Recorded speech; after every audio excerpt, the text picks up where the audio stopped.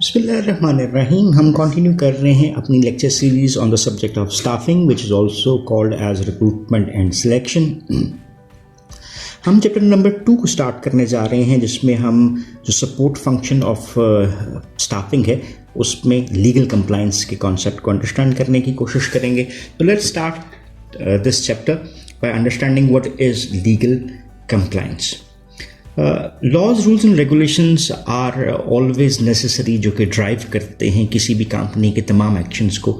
और इसी तरह से अगर हम बात करते हैं ह्यूमन रिसोर्स मैनेजमेंट में स्टाफिंग के कॉन्टेक्स्ट में, तो वहाँ पर भी इनकी इम्पोर्टेंस बहुत ज़्यादा आपको नज़र आती है। जब भी ऑर्गेनाइजेशन सिलेक्ट करती हैं लोगों को, तो उनके लिए इम्पॉर्टेंट है कि जो लोग उनके लिए काम करेंगे एक लीगल एम्प्लॉयमेंट रिलेशनशिप उनके साथ क्रिएट किया जाए। सो सेलेक्टेड पीपल में भी जो उनके एम्प्लॉयज़ हो सकते हैं जिनको उन्होंने हायर किया है फॉर द लॉन्ग रन, वो इंडिपेंडेंट कॉन्ट्रैक्टर्स हो सकते हैं, वो टेम्पररी एम्प्लॉयज़ हो सकते हैं। उन तमाम लोगों की हायरिंग के प्रोसेस को सपोर्ट करने के लिए हमें लीगल कंप्लायंस रिक्वायर्ड होती है। So laws are needed to define how the employer may utilise each type of the worker as well as the rights of each type. यानी हमें यहाँ पर क्या नज़र आता है कि each employer has some rights और each employer has some duties. तो ये आपको एम्प्लॉई और एम्प्लॉयर दोनों के कॉन्टेक्स्ट में नज़र आता है कि एम्प्लॉय का राइट है, एम्प्लॉय की ड्यूटीज़ हैं, और फिर एम्प्लॉयर की जो ड्यूटीज़ हैं और एम्प्लॉयर के जो राइट्स हैं ये वाइस वर्सा नज़र आते हैं। जो एम्प्लॉयर के राइट्स हैं वो ड्यूटीज़ ऑफ द एम्प्लॉय बनती हैं, और which is always supported by law.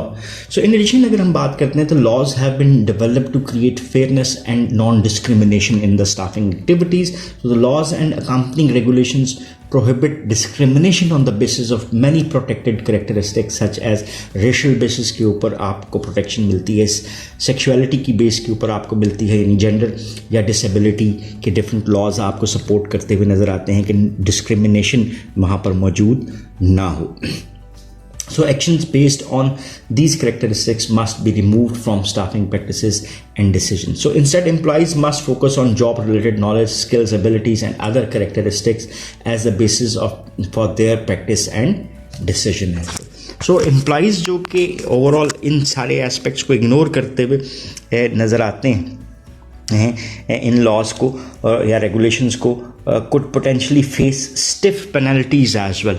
So ये एक आपको नेगेटिव एलिमेंट नज़र आता है कि अगर लॉ को फॉलो नहीं किया जा रहा। So अभी के लिए हम देखते हैं कि एम्प्लॉयमेंट रिलेशनशिप है क्या।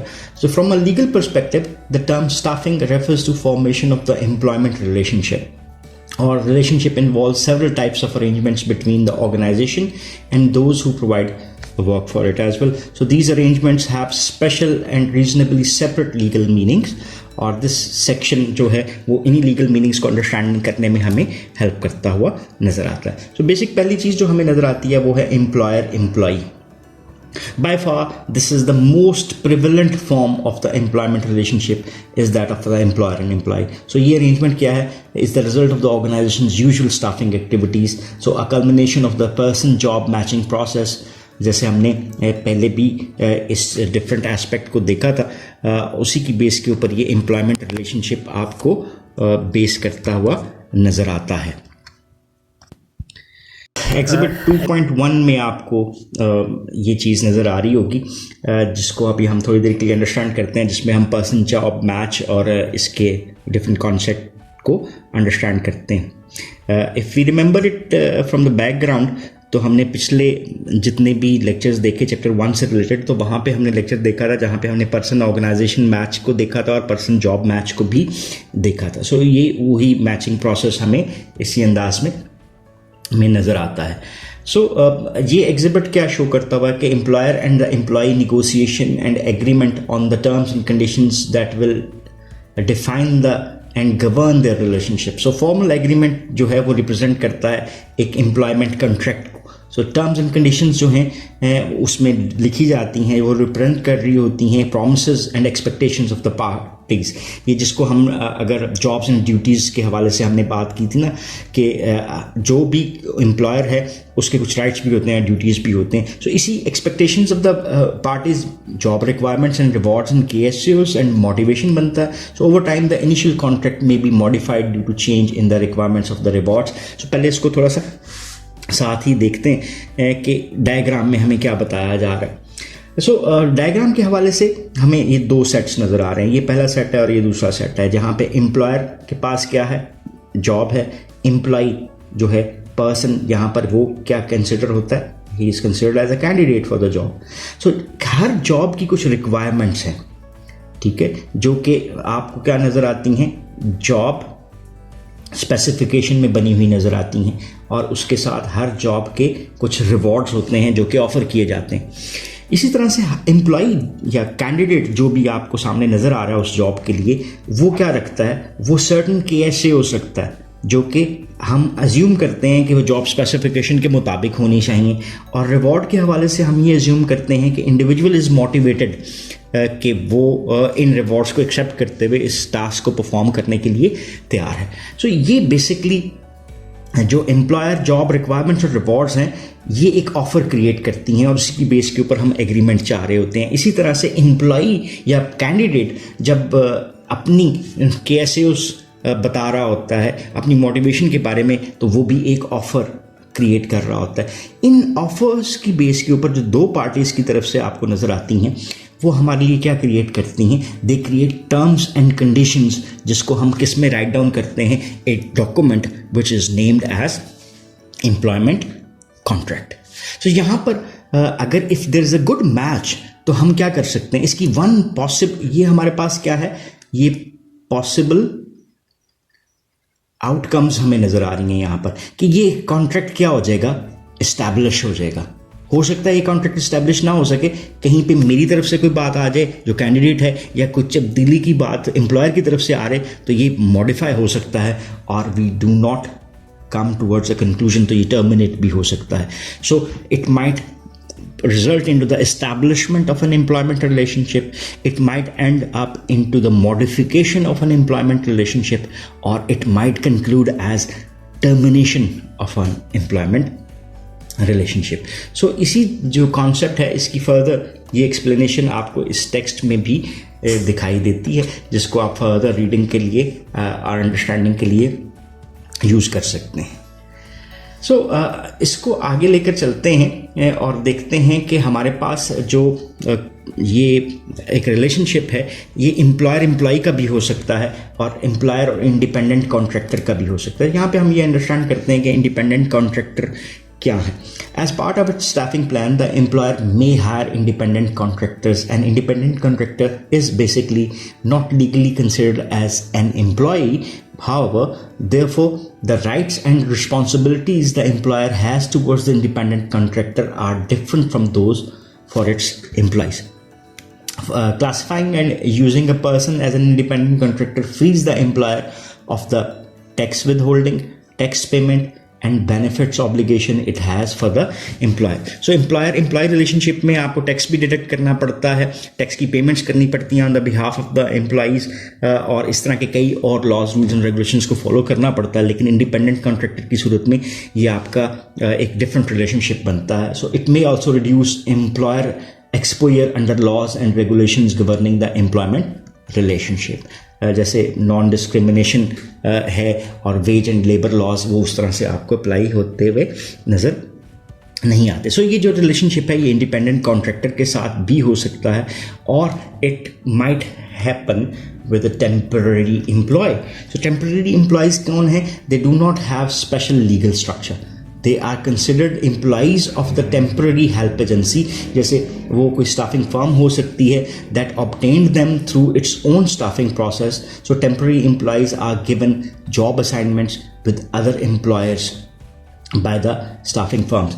जैसे आपको बैंकिंग सेक्टर में अगर नज़र आता है, तो कुछ सेल्स स्टाफ जो है, उसने कार्ड्स जो पहने होते हैं वो उस बैंक के नहीं होते, वो किसी थर्ड फर्म के होते हैं. सो जो फॉर इंस्टेंस ए बैंक है या बी बैंक है वो उनकी सर्विसेज ले रहा है। बेसिकली एम्प्लॉयमेंट किसकी है, उनके परमानेंट एम्प्लॉयर की है, लेकिन इस वक्त वो services on behalf of their employer किसको दे रहे हैं, उस बैंक को दे रहे होते हैं। सो स्टाफिंग फर्म और होती है और सर्विस यानी क्लाइंट फर्म कोई और होती है।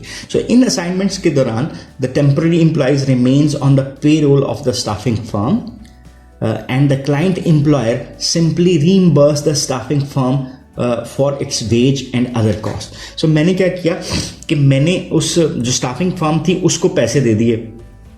ये क्लाइंट था जहाँ पे वो बंदे काम कर रहे हैं और ये स्टाफिंग फर्म है।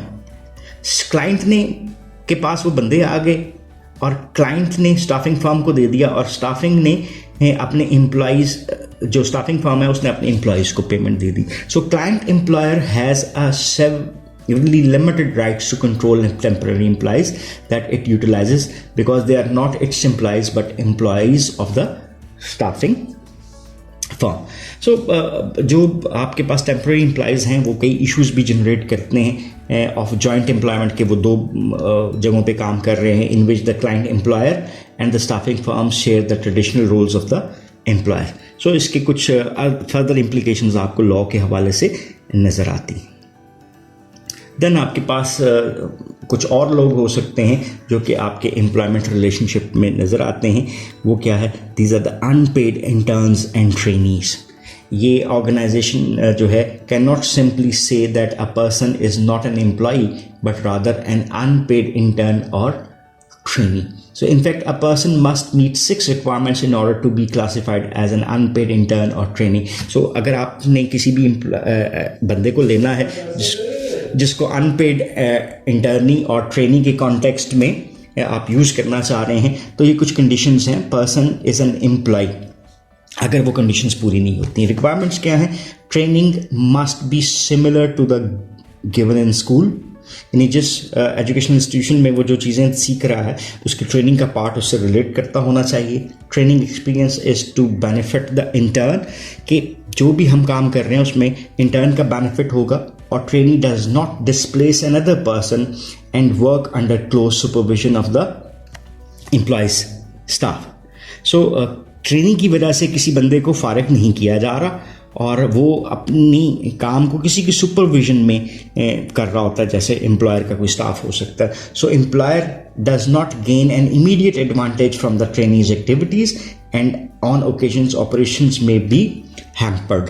सो हम उससे बेनिफिट उस तरह से नहीं ले रहे होते बिंग एन ऑर्गेनाइजेशन, और हम उसके फंक्शंस को चेंज भी कर सकते हैं। और trainee is not entitled to a job at the end of the training. So unpaid interns और ट्रेनिंग की एक कंडीशन ये बनती है कि आप ट्रेनी को ले रहे हैं या इंटर्न को ले रहे हैं और उसके साथ कोई जॉब एग्रीमेंट नहीं है आपका कि after the completion of the internship he will be employed in the same organisation. So the employer and the trainee must understand that the trainee is not entitled to any pay for the time spend as well. So कोई agreement of the payment यहाँ पर मौजूद नहीं होना चाहिए। सो that's all for this lecture. इसको हम यहाँ पर कुछ समअप करते हैं और फिर कंक्लूड करते हैं। हमने बेसिकली देखा कि लॉज, रूल्स एंड रेगुलेशंस की इम्प्लीमेंटेशन किसी भी स्टाफिंग में क्या बनती हुई नज़र आती है। उसमें सबसे पहले हमने इंट्रोडक्शन दिया कि एम्प्लॉयर क्या है, एम्प्लॉई क्या होता है और उसके राइट्स एंड ड्यूटीज़ क्या हो सकती हैं। फिर इसके बाद हमने एम्प्लॉयमेंट रिलेशनशिप को अंडरस्टैंड किया और ये रिलेशनशिप एम्प्लॉयर का एम्प्लॉय के साथ हो सकता है, उसकी कंडीशंस क्या होंगी और उसमें जो आपके पास पॉसिबल आउटकम्स आ सकती हैं वो हमने देखा कि हम एक एम्प्लॉयमेंट रिलेशनशिप इस्टेब्लिश भी कर सकते हैं, मॉडिफाई भी कर सकते हैं, वो टर्मिनेट भी हो सकता है। और they come up with the match of the employer and the employee, offer और एग्रीमेंट की बेस के ऊपर एक एम्प्लॉयमेंट कॉन्ट्रैक्ट बनेगा। So that is the outcome. और फिर इसके बाद हमने ये देखा कि एम्प्लॉयर एम्प्लॉय रिलेशनशिप हो सकता है, देन एम्प्लॉयर का रिलेशनशिप इंडिपेंडेंट कॉन्ट्रैक्टर के साथ हो सकता है, एम्प्लॉयर का रिलेशनशिप विद टेम्पररी एम्प्लॉयज़ हो सकता है और एम्प्लॉयर का relationship unpaid interns and trainee के साथ होता हुआ आपको नज़र आ सकता है। So that's all about this lecture. If you still have any question और क्वेरीज तो you can ask in the comment section and we will definitely love to answer those. So once again thanking you, have a nice time, अल्लाह हाफिज़।